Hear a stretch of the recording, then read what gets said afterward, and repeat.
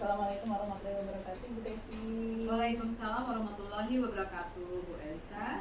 Salam kenal, Ya. kenalkan saya Elisa Damayanti, CGP Angkatan 11. Ibu, izin pada kesempatan kali ini saya meminta waktu Ibu untuk mengajak wawancara nih, Bu, terkait dengan dilema etika sesuai dengan model yang telah saya pelajari di sini, Bu. Oke, bisa dimulai, Bu? Bisa, silakan. Siap.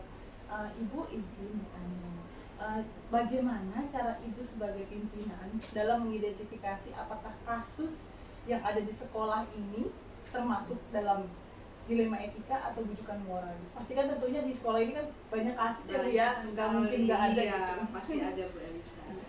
Ya baik, sebelum kita membahas itu kita harus perlu tahu terlebih dahulu apa sih yang dimaksud dengan dilema etika dan apa sih yang dimaksud dengan bujukan moral. Yang seperti kita ketahui bersama bahwa dilema etika itu adalah suatu permasalahan di mana benar satu dan yang lain juga benar gitu, Bu Elisa. Nah, sedangkan bujukan moral itu antara satu masalah dengan benar, satu masalahnya memang udah salah. Jadinya dalam hal ini kita agak berat ya, terutama dilema etika, kita menentukan masalahnya walaupun benar dengan benar, tapi kita memutuskan suatu keputusan yang takutnya nanti malah merugikan yang lain gitu ya. Jadi di sini kita juga melihat untuk dilema etika kita harus melihat nilai-nilai kebajikannya terlebih dahulu. Jadi untuk masalah-masalah yang ada selama ini Ibu coba untuk menggali ya, mengeksplor terlebih dahulu itu akar permasalahannya itu seperti apa. Lalu fakta-faktanya seperti apa juga, lalu kita kumpulkan dan siapa-siapa saja sih pihak-pihak yang terlibat dalam permasalahan tersebut. Nah, jadi nanti kita adakan suatu diskusi gitu kan ya, kita kumpulkan pihak-pihak yang terlibat tersebut, lalu baru kita bisa menentukan apakah itu termasuk bujukan moral atau juga itu dilema etika ataukah bujukan moral. Ini seperti itu sih. Lihat nilai kebajikannya itu lebih dahulu. Tentunya Ibu, nilai kebajikan diutamakan ya, Bu ya. Iya, betul. Lalu dalam melaksanakan penyelesaian masalah tadi, Bu, pasti kan ada langkah-langkah nih, Bu, yang harus Ibu ikuti gitu. Kira-kira bagaimana, Bu, langkah-langkah yang akan Ibu ambil? Iya, langkah-langkah dalam menentukan keputusan intinya memang kita harus yang pertama nih, kita kan melihat permasalahannya dulu, kita harus tahu terlebih dahulu apakah permasalahan itu masuk bujukan moral atau dilema etika. Nah, kemudian dalam menentukan dalam menyelesaikan suatu masalah, pastinya kita harus melihat nilai kebajikan yang ada di dalam kasus tersebut. Kemudian juga kita harus melihat nih siapa-siapa saja orang-orang yang terlibat dalam atau pihak-pihak mana saja yang terlibat dalam kasus yang ada. Kemudian juga setelah itu kita harus mengumpulkan fakta ya, Bu Elisa. Fakta itu pastinya kita perlukan untuk kita dapat menyelesaikan permasalahan-permasalahan yang ada. Jadi kita bisa uji dulu kebenarannya juga dan seterusnya sih, Bu Elisa. Jadi kita harus sebelum mengambil keputusan kita benar-benar menelaah terlebih dahulu sampai seperti itu sih. Lalu ketika setelah di pengujian nih, berarti kan ada langkah lagi selanjutnya. Iya, betul. Nah, jadi memang tadi kan sudah dikatakan bahwa untuk mengambil keputusan dalam dilema etika itu ada beberapa langkah ya. Nah, secara umum nih langkah-langkah itu memang kita harus mencari akar permasalahannya terlebih dahulu. Ini berawal dari mana sih gitu permasalahan sehingga muncul masalah seperti ini. Lalu kita lihat dulu nih dalam masalah ini sebenarnya ada nggak nilai kebajikan itu? Nilai kebajikan itu kan ada cita pada Tuhan Yang Maha Esa, ada jujur, nanti prosesnya tidak jujur gitu kan. Ada juga yang terkait dengan gotong royong, cinta sesama dan seterusnya. Nah, kemudian setelah kita lihat apakah itu ada nilai kebajikan atau tidak, kita bisa mengumpulkan fakta, Bu Elisa. Dari masalah-masalah yang ada, kita kumpulkan faktanya terlebih dahulu. Faktanya seperti apa itu untuk bahan referensi kita dalam menyelesaikan masalah yang akan kita diskusikan dalam kelompok nanti gitu, kepada pihak-pihak yang terlibat setelah kita mengumpulkan pihak-pihak yang terlibat tadi. Kemudian setelah kita mengumpulkan fakta, kita lihat juga pengujiannya gitu ya, bisa dengan uji benar salahnya, maksudnya apakah ini benar itu salah gitu kan, bisa dengan uji linearnya, dengan uji publikasinya atau panutan atau idola lah seperti itu. Jadi memang kita harus memperhatikan hal itu juga ya, Bu Elisa, agar kita dapat mengambil keputusan yang benar-benar sesuai dan tidak merugikan orang lain. Setelah itu juga kita harus melihat ke depan ini paradigma dilema etika itu seperti apa, yang rujukan moral itu seperti apa gitu ya. Nah, paradigma dilema etika ini erat kaitannya juga dengan nilai kebajikan juga Bu Elisa. Jadi dalam mengambil keputusan kita jangan melepaskan dari nilai-nilai kebajikan yang ada. Nah, kemudian juga apa ya, dilema etika itu kan ada banyak dalam itu, ada seperti yang terjadi ya Bu Elisa ya, ada dengan individu dengan kelompok Bu Elisa gitu. Ada juga si individu dan kelompok, individu juga ada individu dan kelompok, kemudian juga ada juga dengan rasa adil gitu. Tapi kita tuh ternyata agak kasihan tuh sama misalnya nih ibu ingin menerapkan suatu keadilan, tapi ibu merasa kayaknya kasihan sama ibu guru gitu. Jadi itu yang agak sedikit menjadi dilema etika bagi ibu gitu ya.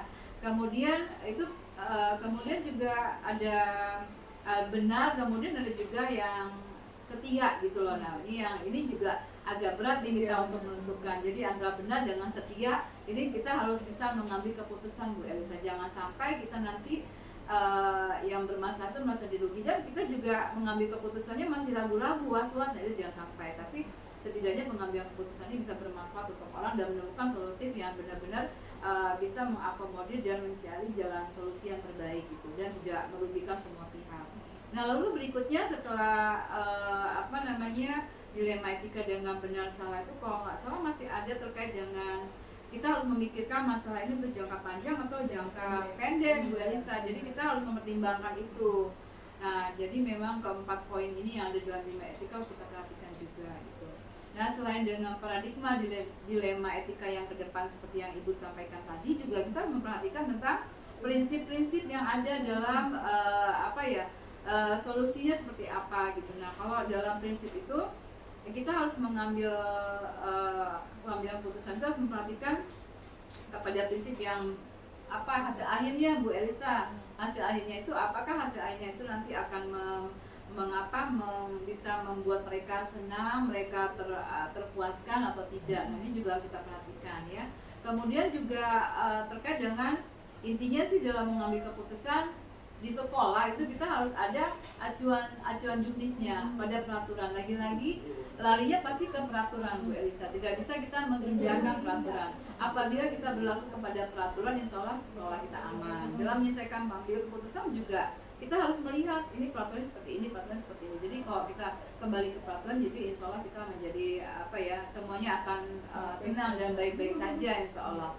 Lalu yang tak kalah pentingnya juga rasa peduli nih kadang Bu Elisa. Rasa peduli itu juga kita tuh care thinking ya kepada orang-orang gitu ya. Jadi memang keputusan kita itu bisa ada yang pengen gini, kita memenuhi permintaan mereka. Jadi seperti itu, rasa peduli kita itu kita tunjukkan seperti itu. Jadi pengambilan keputusan ini memang banyak hal yang harus kita perhatikan ya, seperti itu Bu Elisa.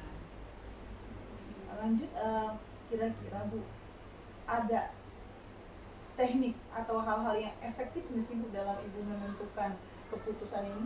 Iya, tentu ada hal-hal yang efektif dalam pengambilan keputusan. Intinya harus kita bisa berkomunikasi yang efektif ya, berkomunikasi efektif. Terus namanya masalah kan mungkin ada aja guru yang misalnya nih, kalau masalah dengan guru kan ada aja guru yang kurang setuju dengan pendapat kita. Kita punya suatu program seperti ini tapi dianggap mungkin bagi gurunya kurang efektif, dan kita sebagai kepala sekolah atau pimpinan juga pihak sekolah harus mau menerima kritikan tersebut dengan mencari tahu apa nih solusi alternatif dari si guru yang kurang setuju tadi. Nah, dari situ kita bisa berkomunikasi dengan baik, kemudian kita bisa mencari solusinya yang sama-sama menguntungkan semua pihak gitu Bu Elisa. Jadi memang benar-benar harus ada komunikasi yang efektif sih kalau menurut Ibu ya, untuk mengambil keputusan, sehingga kita tahu apa yang terpendam, apa yang menjadi masalah buat mereka, dan apa yang bisa kita carikan solusinya gitu. Kalau memang mereka nggak setuju dengan program-program atau ada yang bertentangan dengan mereka gitu. Contohnya salah satu seperti itu. Komunikasi yang efektif intinya. Dari mana pasti komunikasi. Setelah komunikasi efektif dengan diskusi itu kita bisa menemukan suatu pengambilan keputusan yang menguntungkan semua pihak dan tidak merugikan. Tadi kan ada komunikasi di atas segalanya berarti ya, betul, komunikasi efektif. Berarti selama Ibu pengambilan keputusan Ibu, ada nggak sih suatu tantangan yang membuat Ibu, aduh gimana ya, bagaimana ya gitu loh, gimana? Betul.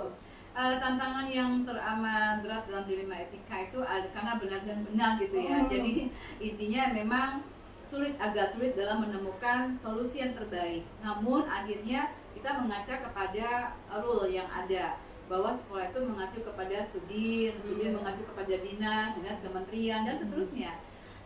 Sekolah kepala sekolah dengan pengawas dan seperti itu. Jadi memang ada sintak ke atas hierarki seperti itu yang utuh. Dan itu tidak boleh kita abaikan ya. Tentunya dalam mengambil keputusan itu tantangan yang terberat adalah menemukan solusi, karena terus terang tadi kalau dilema etika kan benar dengan benar, kita takut nanti menyinggung perasaan orang, takut nanti orang yang merasa ada masalah kita tidak bisa menyelesaikan dengan baik, ada yang terzolimi, ada yang tak terpuaskan. Nah itu yang sangat saya hindari seperti itu. Jadi saya berusaha untuk mengambil keputusan itu memang benar-benar memuaskan semuanya. Jadi semua itu nggak ada yang ngedumel dalam hati belakangannya seperti itu. Jadi memang itu tantangannya agak sulit memang. Tapi kalau kita mengacu kepada rule yang ada secara kekeluargaan, kita akan menemukan satu keputusan yang bisa kita ambil dan semuanya akan terpuaskan. Itu sih mungkin Bu Elisa. Oke.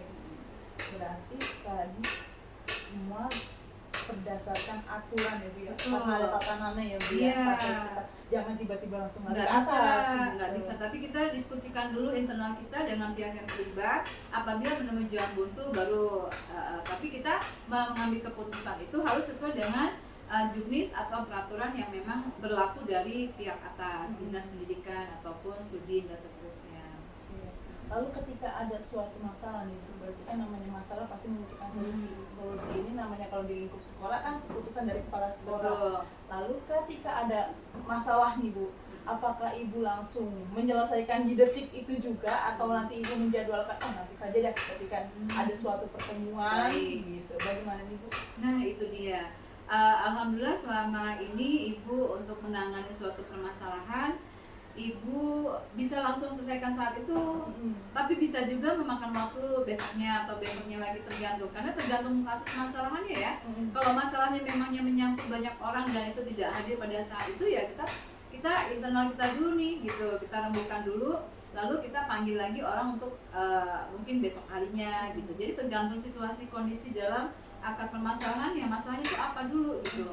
Setelah kita lihat identifikasi masalahnya, faktanya bagaimana, siapa yang terlibat gitu kan, lalu kita kumpulkan. Untuk mengumpulkan itu kan nggak juga mesti saat itu, maksudnya mengumpulkan itu bisa kita tim stakeholder dulu, waktunya dulu, guru kelasnya dulu, misalnya ada permasalahan dengan murid yang tawuran atau apa misalnya seperti itu. Nah kita panggil dulu. Kalau tawuran kan melibatkan semua orang ya, banyak ya, pihak-pihak luar, orang tua, masyarakat gitu kan, polisian nanti, makanya itu kan nggak mungkin serta-merta kita telepon langsung hadir ya. Tapi setidaknya kita bisa menyelesaikan masalah itu dengan internal kita dulu. Nah jadi jangan sampai juga ada masalah kita tunda, jangan. Ada masalah langsung kita atasi sampai mana mampunya kita pada saat itu. Jadi jangan dibiarkan juga. Tapi kalau memang butuh kelanjutan untuk esok hari atau sampai kita menghubungi orang tuanya lah yang lagi di luar kota misalnya, itu kan pasti depending. Tapi setidaknya dalam internal kita dulu itu sudah kita adakan solusinya. Oke, berarti dalam memecahkan masalah Ibu membuat keputusan tentunya kan ada faktor pendukung ya Bu ya, seperti yang Bu Desi tadi jelaskan. Ibu juga melibatkan wakil kepala sekolah, tentunya guru-guru yang lain, masyarakat, hingga muridnya juga, orang tuanya, bahkan hingga ke kalau misalnya ketahuan tadi polisian atau ada sesuatu tentang kesehatan pasti kan puskesmas yang kita libatkan Bu ya. Jadi tidak hanya monoton dari stakeholder sekolah, tergantung dari kasus permasalahan yang ada. Dan itu kita libatkan Bu Elisa. Siap. Lalu Ibu, ini pertanyaan terakhir. Dari beberapa permasalahan yang telah Bu Desi hadapi, ada beberapa pelajaran nggak sih Bu yang bisa Ibu petik gitu dari beberapa kasus yang terkait dilema etika nih? Iya, baik, tentu pasti ada Bu Elisa. Intinya dalam pengambilan keputusan yang berdasarkan dengan dilema etika, pembentukan moral dilema etika, tentunya kita harus melihat paradigma dilema etika itu. Jadi dalam pengambilan keputusan itu Bu Elisa, kita harus melihat nih nilai-nilai kebajikan apa aja yang ada dalam situ. Nah itu yang harus kita utamakan. Jangan sampai juga kita mengabaikan nilai-nilai kebajikan yang terkandung dalam dilema etika itu dan pengambilan keputusannya. Karena bagaimanapun kita sebagai manusia pasti ada nilai-nilai kemanusiaan ya Bu Elisa, rasa peduli, cinta kepada sesama gitu ya, cinta kepada Tuhan dan seterusnya. Jangan pernah melupakan nilai-nilai kebajikan yang tersirat di dalamnya. Jadi insya Allah itu. Lalu yang kedua, kita juga harus mengacu kepada role atau aturan dari atas kita gitu ya. Sekolah ada atasannya seperti itu. Dan kita nggak boleh mengabaikan pedoman kita itu adalah juknis yang terdapat dalam peraturan-peraturan yang sudah disampaikan kepada dinas ataupun sudin itu kepada pihak sekolah. Jadi dan juga sekolah kan juga punya peraturan-peraturan juga kan, nah itu harus kita tempatkan sesuai dengan prosedur yang ada. Jadi soalnya jangan tidak mengabaikan nilai kebajikan, juga harus melihat juga dengan tata tertib atau juga peraturan-peraturan rule-nya seperti apa yang sudah ada. Insya Allah kita aman-aman saja. Saya rasa seperti itu Bu Elisa. Luar biasa, berarti nilai kebajikan tetap diutamakan ya Bu, jelas itu yang dalam pertama. mengambil keputusan dan Iya, dalam bertindak betul, apapun. betul Siap. sekali Bu Elisa. Oke, baik. Saya rasa cukup ya wawancara pada kali ini. Kurang lebihnya saya mohon maaf jika ada salah kata salah perbuatan. Sama-sama Bu Elisa. Terima kasih telah berbagi ilmu dengan saya. Bu Elisa. Iya, Terima kasih semoga banyak membantu dan bermanfaat. Assalamualaikum warahmatullahi wabarakatuh. Waalaikumsalam warahmatullahi wabarakatuh. Assalamualaikum warahmatullahi wabarakatuh. Waalaikumsalam warahmatullahi wabarakatuh. Apa kabar Bu Anissa? Izin memperkenalkan diri Bu, saya Elisa Damayanti, unit kerja SD Negeri Bintaro 14 pagi. Saya CGP angkatan 11 Pada kesempatan kali ini saya mau mengajak Ibu wawancara ini terkait dengan dilema etika. Dilema etika. Saya akan membutuhkan pelajaran dari Ibu sebagai atasan tentang pengalaman Ibu menghadapi dilema etika dan bukan moral. Luar biasa nih. Izin meminta waktunya itu ya. Baik siap. Sama ya. Kurang lebih nanti dimohon maaf ya dimaklum ya. Siap. Sebelumnya sehatkan Ibu. Amin. Alhamdulillah sehat selalu. Oke. Saya langsung ke pertanyaan Ibu ya. Selama Ibu menjadi kepala sekolah Bu, bagaimana Ibu mengidentifikasi kasus yang merupakan dilema etika atau bukan moral? Identifikasi ya kasusnya. Ini dari mana dulu nih? Anak-anak atau guru atau orang tua murid? Oh, dari berbagai sumber. Oh, dari berbagai sumber, nggak harus dari murid saja ya? Iya, secara Oke. umum. Biasanya yang saya temuin dari orang tua siswa di PTK nih. Kalau dari guru nggak ada lah insya Allah. Kalau dari orang tua nih kadang-kadang kan ya pengen pendekatan, dekat lagi atau ini. Memang itu adalah sesuatu yang sangat-sangat membuatkan saya berat untuk menentukan pilihannya. Kemudian kembali lagi tetap saya apa tujuan orang tua ini memberi atau memberikan pendekatan saya ini, dan apa nih indikasinya, apakah ada tujuan tertentu atau mungkin hanya sekedar penghormatan, penghargaan atau ini. Namun demikian tetap kami juga harus hati-hati terhadap orang-orang yang berbuat seperti itu. Kami tetap memilih tujuannya apa, kecuali untuk sekolah. Ya, untuk sekolah ini memang kami perlu masukan-masukan atau mungkin ya perhatian atau dukungan dari orang tua. Kira-kira berarti kan pasti ada ya Bu ya masalah gitu yang dihadapi oleh Ibu sebagai selaku pimpinan. Banyak, Oh, bukan ada lagi kalau di sini. Karena masyarakatnya banyak ya Bu ya. Iya. Oke, lalu bagaimana nih Bu langkah-langkah atau prosedur yang Ibu lakukan dalam menghadapi masalah? Baik, masalah itu datangnya dari segala macam. Misalnya ini pertama begitu mendapat masalah nih, kan saya orangnya akan lama sih, nggak langsung hari itu gitu. Pertama saya terima, saya resapin dahulu, mungkin kadang-kadang sampai ada semalam 2 malam gitu. Tapi kadang ada yang kira-kira bisa saya ambil langkah ya segera saya selesaikan. Tapi pertama pasti saya serapin dahulu, saya terima dahulu. Walaupun di sini kadang-kadang gedebuk-gedebuk, tapi tetap saya harus tenang. Dan setelah itu kami telahi atau kami analisa dahulu kebenarannya masalah itu sambil mencari sumber yang lain, kami bertanya dengan tim. Nah, selanjutnya ya dari masalah itu kami dengan tim bertemu, bermusyawarah, sharing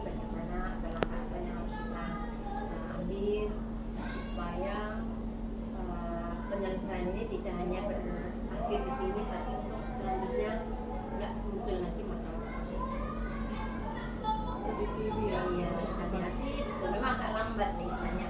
Nggak bisa bergambar gitu. Kalau saya ya, saya nih mungkin ada orang yang langsung sesuatu ini ya. Saya memang nggak bisa. Saya agak berlama-lama dikit. Tapi tentunya melakukan kolaborasi ya Bu ya. Betul, kolaborasi dengan teman itu yang paling utama itu. Lalu Bu, kira-kira berarti ada hal efektif nggak nih Bu yang mana ya strategi yang paling sepi supaya masalah itu cepat selesai? Kalau masalah itu perlu segera diselesaikan ya, saya secepatnya tentukan itu harus segera saya ambil langkah, nggak menunggu berlama-lama. Tapi kalau ini masalah ini kan kalau saya anggap kalau saya ambil langkah sendiri berisiko bisa ya tetap saya tidak bisa. Nah, kalau harus yang segera cepat saya itu tetap melibatkan teman-teman, tetap karena saya di sini bukan segalanya. Belum tentu yang saya ambil tepat atau benar atau mungkin berdampak tidak berdampak dengan yang lainnya. Kadang malah menimbulkan dampak yang lebih kan saya yang mendapat kurang tepat nanti kan karena namanya masalah itu di sekolah itu bukan masalah pribadi, tapi masalah masyarakat sekolah atau lembaga. Berarti namanya masalah ya Bu, pasti ada tantangan di dalam mencari jalan keluarnya ya Bu. Kira-kira tantangan yang bagaimana sih yang menurut Ibu paling rumit, paling ribet? Bagi saya paling rumit itu gini, kadang orang-orang atau anak-anaknya mungkin masalah ini sebenarnya itu sepele gitu, masalahnya sepele ya. Yang membuat rumit itu adalah orang-orang menghadapi orang-orang yang tipenya pengen membuat heboh suatu lembaga. Kemudian orang ini karena ya kita ambil langkah seperti ini, kita ketemu pun kita bisa iya, tapi di kemudian hari atau di belakangnya lain lagi, masih hilang lagi atau mungkin dibahas lagi. Memperkeruh malah. Nah, saya pribadi bagi saya itu masalah bukan dihebohkan, bukan saya itu dibuat ramai, tapi bagaimana diperkecil sehingga boleh katakan nggak bakal hilang, pasti masih tapi sekecil mungkin prinsipnya. Karena masalah itu tuh masih harus ada. Tanpa ada masalah kita mungkin kurang semangat. Sebenarnya sih bagus ya masalah itu. Namun kita ini bagaimana mencari solusinya yang perlu berhati-hati dan kita perlu dengan teman-teman berkolaborasi untuk menyelesaikan. Insyaallah sebesar apapun masalah bisa diselesaikan. Tapi sekecil apapun masalah mau diperbesar juga bisa. Karena bagaimana kita menghadapi masalah itu. Oke, itu berarti tergantung bagaimana kita menyikapinya ya. Berarti selama ini nih, berarti kan pasti ada faktor pendukung gitu, yang mempermudah Ibu dalam mencari keputusan untuk menyelesaikan satu masalah. Kira-kira faktor apa aja sih Bu? Saya faktor utamanya adalah teman, masukan atau ini dari teman. Saya untuk pribadi saya memang agak terlalu berpikir khawatir. Pasti yang dukungan dari teman-teman, masukan dari teman-teman itu yang membuat saya kuat. Karena punya prinsip saya kebersamaan, persatuan itu yang membuat saya berhasil di sebuah lembaga. Kalau masalah pribadi ya lagi kan gitu. Kalau masalah sekolah selalu tetap berkolaborasi dengan teman. Misalnya kolaborasi ya Bu ya. Kolaborasi itu yang nomor satu dan itu saya sudah membuktikan. Saya pernah mendapat diklat capacity building. Itu kita bermain-main ya, memang kan projectnya main-main ya. Nah dari permainan itu di sini perlu satu disiplinan, kedua kerjasama yang kuat dan kita komitmen. Nah tiga itu apabila kita di antara anggota ini saling mengisi, saling semuanya bisa sukses. Tapi kalau orang mau menang sendiri pinter biasanya kan gitu cerdas, pengen menang nih. Dia nggak mau dengar masukan ini, nggak mau ini, pengennya dia ngatur, tapi nggak tahu belum tentu cocok, itu nggak akan berhasil. Sudah terbukti. Maksudnya dari permainan itu sambil mengerucutnya kesimpulannya kita harus bekerjasama. Berarti Bu, pengalaman apa sih Bu yang paling berharga ketika Ibu namanya mengalami dilema? Pasti ada ya Bu ya, terkadang kita membuat keputusan pihak yang keberatan, pasti keberatan. Kira-kira ada pengalaman unik atau yang berkesan nggak sih Bu semenjak Ibu menjadi kepala sekolah dalam menentukan keputusan ini? Ini melaksanakan kegiatan ya berarti ya? Iya. Melaksanakan kegiatan. Selama saya bertugas, dari mulai masih COVID, kemudian masa-masa 50%, 25%, bahkan sampai 100%, itu kebetulan saya tuh ya alhamdulillah lancar, karena itu tadi prinsip saya kebersamaan. Kan saya mendapatkan capacity building dari 2018, jadi sebelum COVID saya prinsipnya seperti itu. Namun kembali lagi tetap satu prinsipnya, sebagai pemimpin harus berani mengambil keputusan dan bertanggung jawab segala macam risiko. Jadi kalau kita ada pengalaman yang paling unik seperti itu suatu acara P5 itu, kalau saya bilang hajatan besar, karena harus menyewa sebuah gedung, kemudian kita harus bekerja sama, bukan hanya waktu di sekolah saja, dari mulai peserta didik, guru, orang tua, dan stakeholder yang lainnya, itu semuanya kerja bareng. Tidak ada lagi masalah, ada masalah, tapi dengan adanya kerjasama itu semuanya bisa minimalisir dan bisa dilaksanakan. Tidak ada yang namanya suatu kegiatan nggak ada masalah, pasti ada. Nah, itu faktor utama juga, faktor yang lain tentunya adalah materi, biaya ya. Jadi semua kegiatan tidak ada yang tidak berbiaya. Biaya ini untuk menentukan biaya pun juga yang penting kita harus semangat dan akuntabel serta dapat dipertanggungjawabkan. Insya Allah orang tua ataupun teman-teman guru itu kalau sudah ada unsur percaya ya, kepercayaan, nextnya belajar. Sabar di sini. Cukup di sininya nih kita ibaratnya gini Bu, mengalah sedikit tapi untuk kepentingan orang banyak. Karena kepentingan pribadi bukan di sini tempatnya. Kalau di rumah bolehlah itu kita terapkan, tapi kalau di lembaga jangan membawa kepentingan pribadi. Untuk kesenangan semua ya. Betul. Kita kan melayani masyarakat. Sepertinya cukup Ibu wawancara kita kali ini. Saya terima kasih banyak pelajaran yang saya ambil dari Ibu Lutfi. Semoga apa yang sudah kita pelajari, saya pelajari bersama Ibu Lutfi dapat bermanfaat juga bagi saya. Terima kasih banyak atas waktunya Ibu. Wassalamualaikum warahmatullahi wabarakatuh.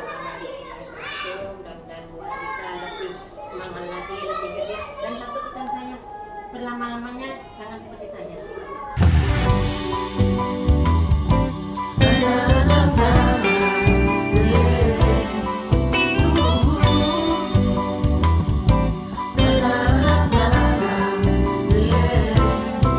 Sehangat sang mentari, secerah sang pelangi, sambutlah kami sang pengubah negeri. Guru bergerak pasti, berbagi dan mengabdi, religi dan mandiri, solusi untuk negeri. Bergerak cerdaskan bangsa, gotong royong dalam satu irama. Merdeka belajar siswa, cerdas dan berkarakter Pancasila. Taklukkan rintangan yang ada, percaya yang kuasa guru penggerak akan selalu ada untuk siswa Indonesia bahagia.